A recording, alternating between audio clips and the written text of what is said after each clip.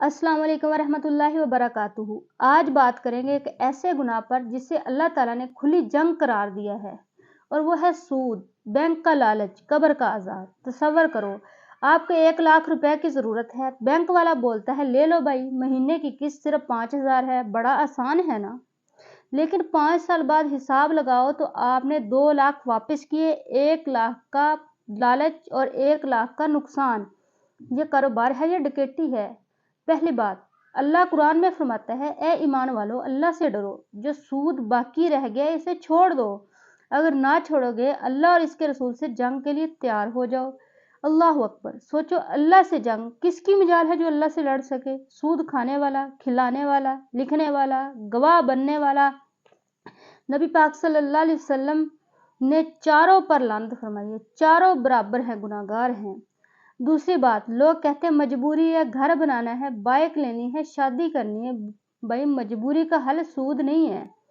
मजबूरी का हल सब्र है, किनात है, कर्जे हंसना है। सूद लेकर आप आज तो मोबाइल ले लेते हो, कल को किस्त ना दो तो बैंक वाला इज्जत नीलाम कर देता है, घर की चीजें उठा लेता है, इज्जत गई, सुकून गया, रात की नींद गई।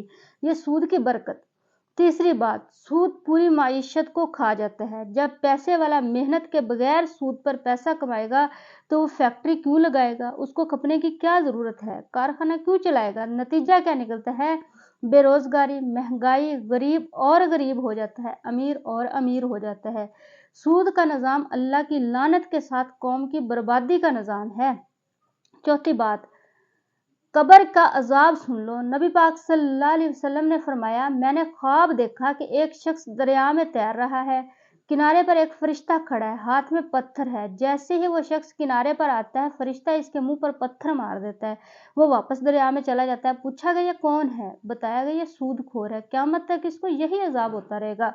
अब सवाल ये है कि क्या करें? 3 काम करो। नंबर 1, तौबा। जो सूद ले चुके हो फौरन तौबा करो, जो दे चुके हो फौरन तौबा करो। अल्लाह तौबा कबूल करने वाला है। आइंदा अहद करो कि सूद नहीं लोगे। नंबर 2, कर्जे हंसना। किसी भाई, दोस्त, रिश्तेदार से बगैर नफा के कर्ज मांगो, जितना लिया इतना वापस करो। ये सुन्नत है, ये बरकत है। नंबर 3, किनाअत। जो इस पर शुक्र करो, जो आपके पास मौजूद है उसी पर शुक्र करो। दिखावे के लिए किस्तों पर बाइक, किस्तों पर मोबाइल मत लो, जरूरत पूरी करो, ख्वाहिश नहीं। अल्लाह ताला फरमाते हैं, अगर शुक्र करोगे तो मैं तुम्हें और दूंगा। आखिर में बस ये याद रखो, सूद का 1 रुपया जिना के 36 गुना से ज्यादा सख्त है। नाउजुबिल्लाह।